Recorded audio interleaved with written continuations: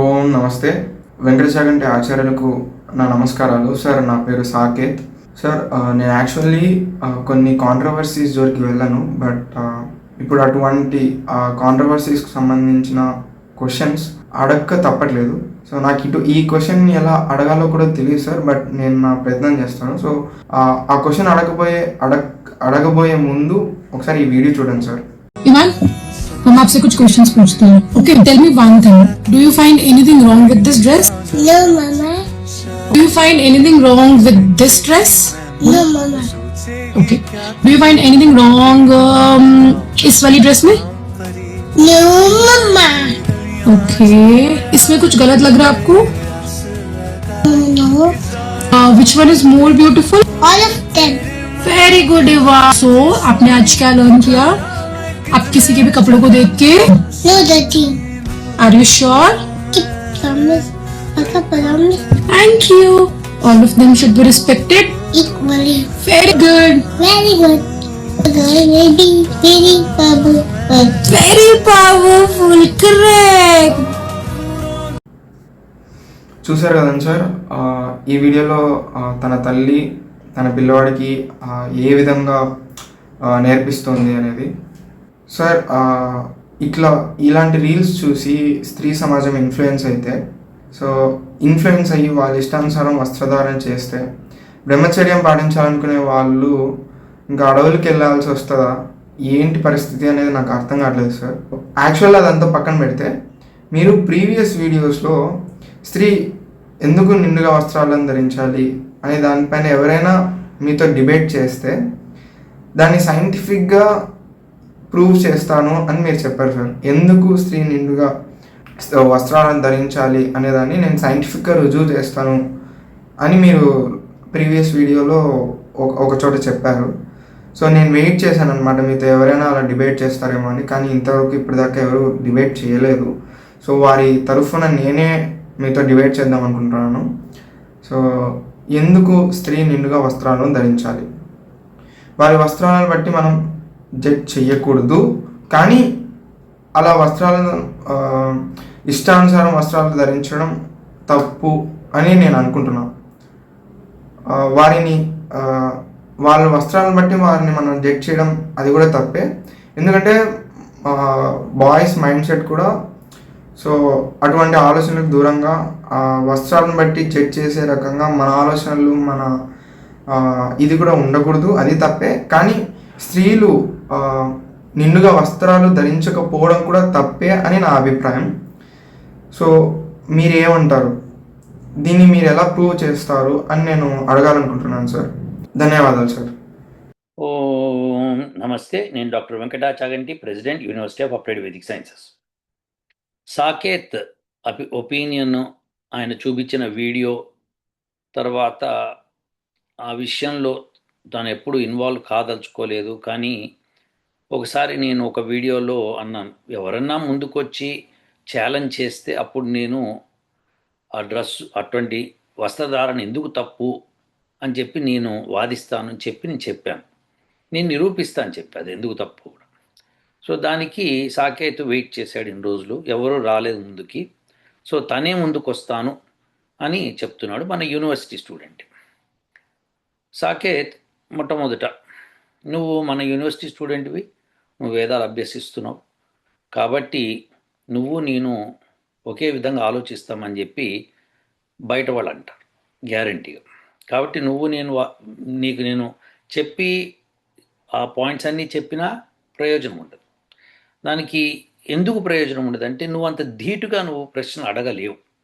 ఎందుకంటే నీ అభిప్రాయం వేదం పరంగా ఉంటుంది కాబట్టి. ఇన్ జనరల్ ఎవరైతే స్త్రీలు వాళ్ళది తప్పు కాదు అని ఇప్పుడు ఒక లేడీ ఒక పిల్లవాడికి నేర్పిస్తాను, అటువంటి లేడీ ఉంటే కనుక అప్పుడు మనకి కరెక్ట్ మ్యాచింగ్ ఉంటుంది అనమాట. మనం ఆన్సర్ చెప్పడానికి, నిరూపించడానికి సబబుగా ఉంటుంది. ఒకవేళ వాళ్ళు అడిగితే, లేకపోతే మనకు సంబంధం లేదు. నువ్వు చెప్పింది కరెక్ట్, ఏమనంటే మనం ఏమో జడ్జ్ చేయకూడదు అన్నది చెప్పింది కరెక్ట్, అది బాగుంది, అంతవరకు నీ అభిప్రాయం కూడా చెప్పుకున్నావు. కాకపోతే ఇంకో ప్రశ్న ఏమన్నామంటే, ఇలా ఆడవాళ్ళు ఇట్లా బట్టలు వేసుకుంటే మరి మగవాళ్ళకి బ్రహ్మచర్యం అది ఇబ్బందిగా అవుతుంది కదా అన్నట్టుగా చెప్పావు. ఇది ఆడవాళ్ళ వస్త్రధారణే కాదు, మగవాళ్ళ వస్త్రధారణ కూడా బాగుండాలి, ఖచ్చితంగా బాగుండాలి, నిండుగా ఉండాలి. అది ఆ, కొన్ని అదేదో సినిమాల పాట ఉంది కదా, ఏది తమిళ సినిమా అనుకుంటా, తమిళ సినిమాలా లేకపోతే తెలుగు సినిమానో, తమిళ్ తంబి అంటూ ఆ, తొడల పైదాకా లుంగి గట్టి అనేదో పాట ఉంది. అది అంటే ఇది ఒక రకమైన అసభ్యకరమైన విషయం. అలా తొడలు కనిపించేటట్టుగా మగవాళ్ళు వేసుకోవటం కూడా చాలా తప్పది. సో ఇవన్నీ కూడా మగవాళ్ళకి తప్పు అవుతుంది, ఆడవాళ్ళకి కూడా తప్పు అవుతుంది. అయితే ఎవరైనా సరే వస్త్రధారణ బాగుండాలి. వస్త్రధారణ ఉంటేనే అది ఒక సంస్కారవంతంగా ఉంటుందన్నమాట. సో మొట్టమొదటి అది.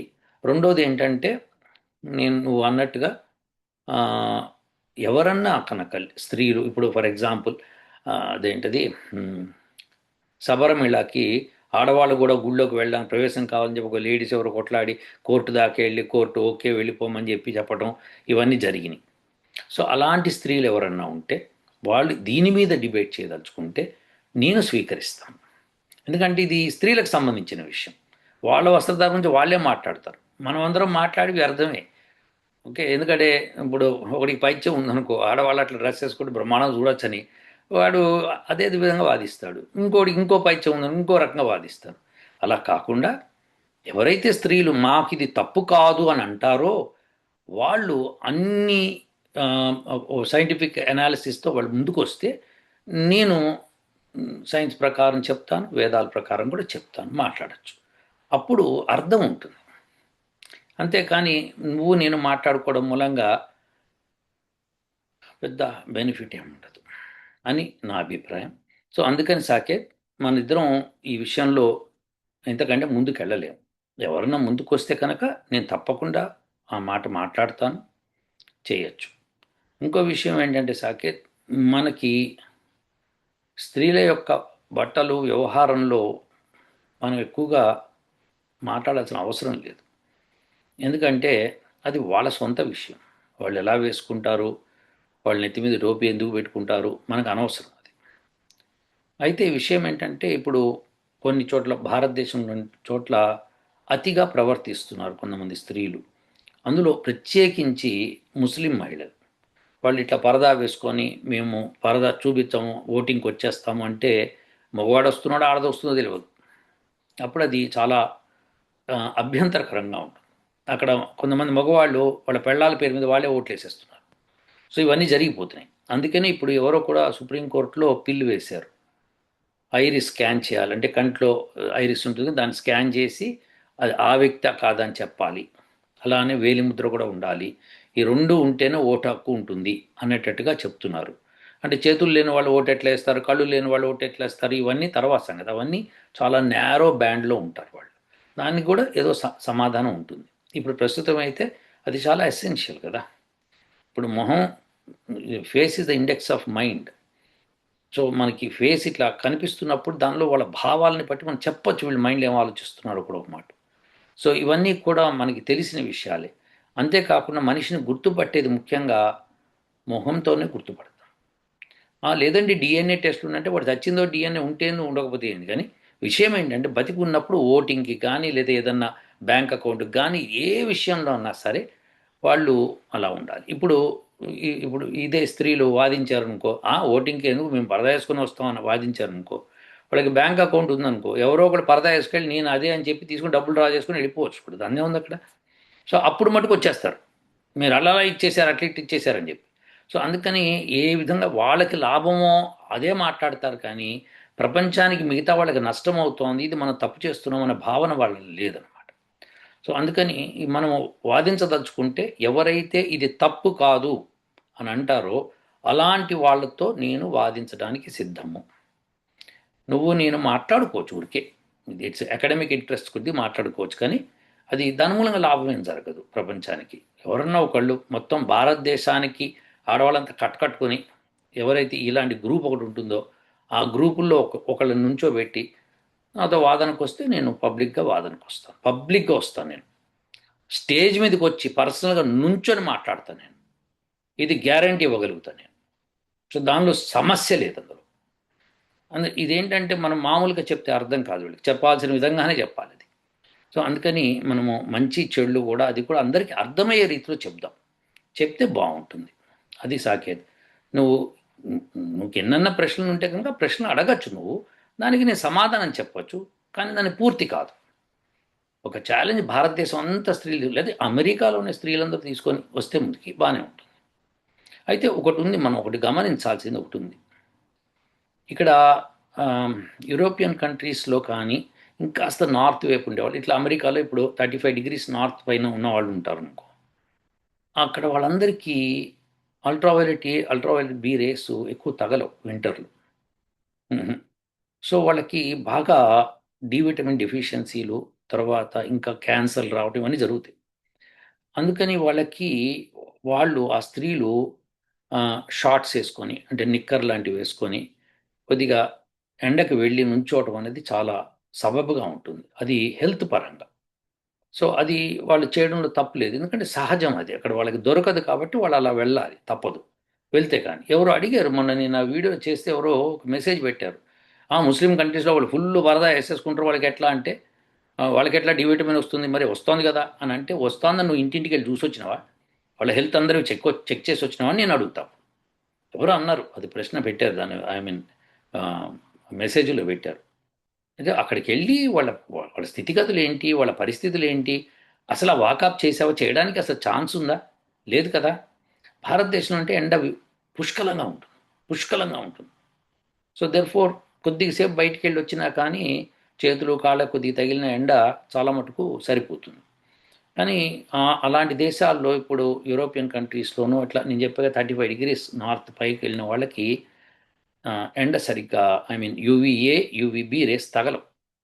సో అలాంటి వాళ్ళకి షార్ట్స్ వేసుకుని తిరగటం అవన్నీ చేస్తారు, అది సహజం అయిపోయింది వాళ్ళకి అక్కడ, అది ఇట్స్ ఫైన్. ఓకే, వాళ్ళకి తగలాలి, వాళ్ళకి ఆరోగ్యంగా ఉంటారు కాబట్టి అది అది నెసెసరీ కాబట్టి.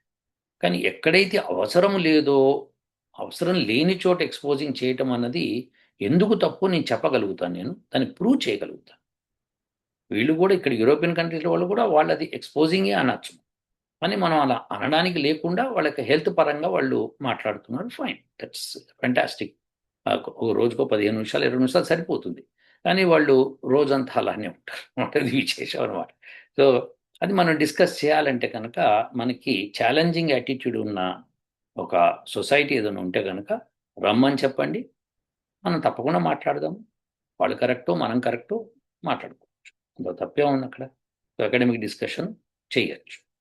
సో ఇది సాకేత్. సో ఈ విషయంలో మన ఇద్దరం మాట్లాడుకుని వెళ్దాము. నువ్వు ఇంక వేరే ప్రశ్నలు ఏముంటే కనుక వాటి మీద ఫోకస్ చేస్తే నేను సమాధానం. ఇదండి సాకేత్ ప్రశ్నకి, సాకేత్ ఒపీనియన్కి. సాకేత్ మంచి అభిప్రాయం కలవాడు, మంచి పిల్లవాడు, నేను పర్సనల్గా చూశాను నేను అబ్బాయి. So there is no problem, and అతను అడిగిన దానిలో జెన్యూనిటీ ఉంది తప్పితే అందులో పెడార్థం ఏమీ లేదు, ఎవ్రీథింగ్ ఈజ్ గుడ్. ఎవరు రాలేదు కాబట్టి తను ముందుకు వస్తా అన్నాడు. సో మనం జడ్జ్ చేయకూడదు అబ్బాయిని. ఉంటానండి. ఓ